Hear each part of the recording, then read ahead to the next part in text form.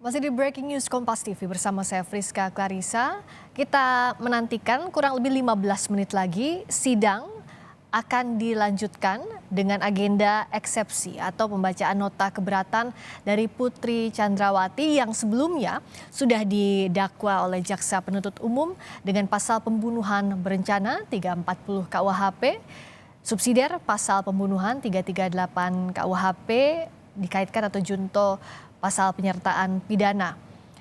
Pihak Putri Chandrawati mengajukan nota keberatan atau eksepsi. Sebelumnya juga sang suami Verdi Sambo sudah terlebih dahulu membacakan oleh pihak kuasa hukumnya nota keberatan atas dakwaan dari Jaksa Penuntut Umum yang juga didakwa dengan pasal pembunuhan berencana. Kita lanjutkan lagi perbincangan dengan kuasa hukum Richard Eliezer, Ronita Lapesi, dan pengamat hukum pidana Ganjar Laksmana. Saya ke Pak Ganjar dulu. Jadi kalau tantangannya Jaksa Penuntut Umum ini kan untuk membuktikan pengantar cerita atau dakwaan yang sudah disusun. Apa saja tantangan utamanya yang Anda lihat, Pak Ganjar? Ya, prinsipnya kan begini ya. Pertama kita bicara pasal yang didakwakan. Pembunuhan berencana 340 yaitu yang utama yang dilakukan secara bersama-sama ya.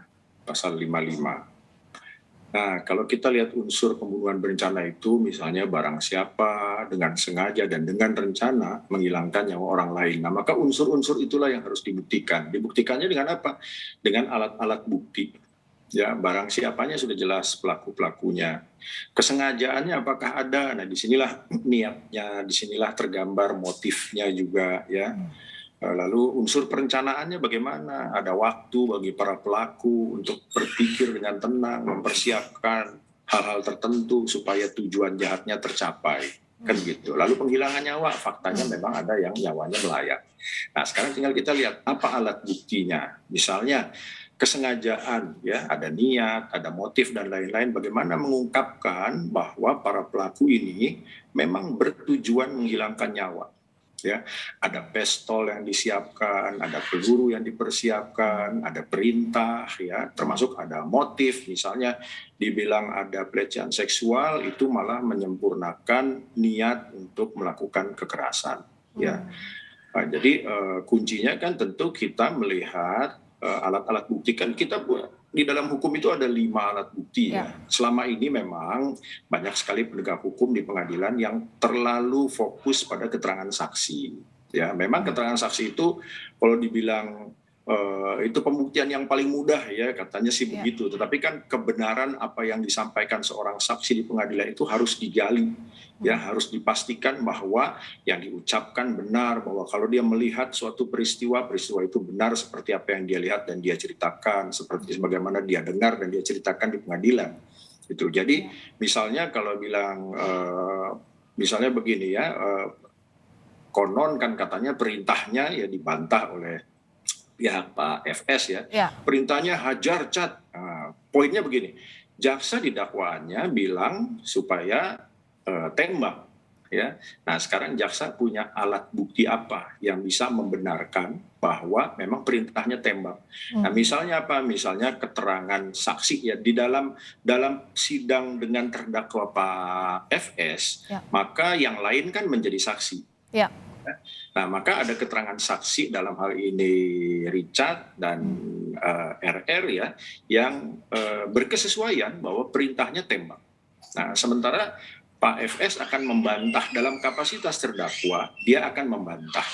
Keterangannya didukung alat bukti apa? Kalau kita lihat saksi, apakah kira-kira ada saksi yang akan menguatkan? Misalnya nih, ya, misalnya katakanlah ternyata siapa itu KM ya, KM ternyata mengatakan, oh iya perintahnya hajar bukan tembak.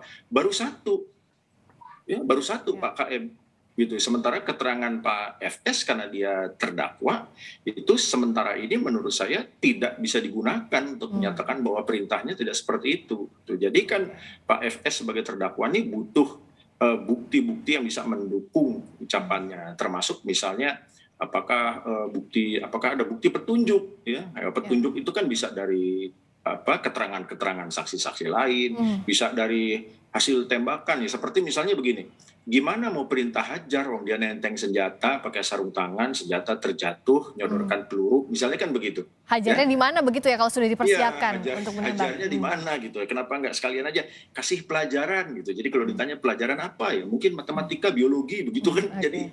Jadi begini, justru terdakwa ya kalau kita mau apa ya pertegas, yang diperintahkan Pak FS apa, maka jangan gunakan kata-kata bersayap Hmm, gitu. Kalau hajar ya hajar, kalau tembak ya tembak. ya. Jangan pakai pengertian lain. Dan kita kan sudah tahu ya dalam praktek selama ini ya bahwa ungkapan-ungkapan hajar dan lain-lain itu mengarah kepada kekerasan Oke. tertentu. Apalagi Ya. nenteng senjata. Ya. Gitu. Oke, kalau dari Bung Roni terakhir, jadi apakah alat bukti ini sejauh ini masih berkesesuaian dengan keterangannya Eliezer dan apa juga yang disiapkan untuk sidang besok? Ya, kalau dari dakwaannya kan sudah jelas ya. Banyak memang kalau saya lihat sesuai fakta ya, yang dalam proses pemeriksaan itu sesuai fakta dengan alat bukti yang lainnya gitu kan. Kalau seandainya klaim dari Verdi Sambo dan pengacaranya ya, maksud saya tidak masuk nalar lah. Orang dalam keadaan marah kemudian perintahnya perintah hajar. Nah, nanti kita kan persesuaian saksi dengan alat bukti yang lainnya. Kalau tadi kan saya sempat dengar bahwa satu saksi bukan saksi. Perlu saya sampaikan juga di pasal 185 KUHP itu kan ayat 3-nya kan. Ya, kalau alat bukti yang lainnya kan selama didukung dengan alat bukti yang lainnya gitu kan. Nanti kita lihat aja di persidangan. Maksud saya kan tadi terlalu eksepsinya terlalu menyampaikan sudah masuk ke pokok perkara, ya kita harapkan bahwa dalam hal ini majelis hakim juga pun tegas sehingga untuk hal-hal yang memang di luar hukum acara ini tolong juga diperhatikan. Seperti itu Mbak Friska. Baik, yang jelas siapa yang mendalilkan harus bisa membuktikan di persidangan, begitu ya Bapak-Bapak? Pak. Iya, sesuai hukum acara ya. Baik, Kan baik. nanti masuk pembuktian, Baik, masih ada baik. Terima kasih ke depannya. Pak Ganjar Laksmana, terima kasih Bung Roni Talapesi telah bergabung di Breaking News Kompas TV.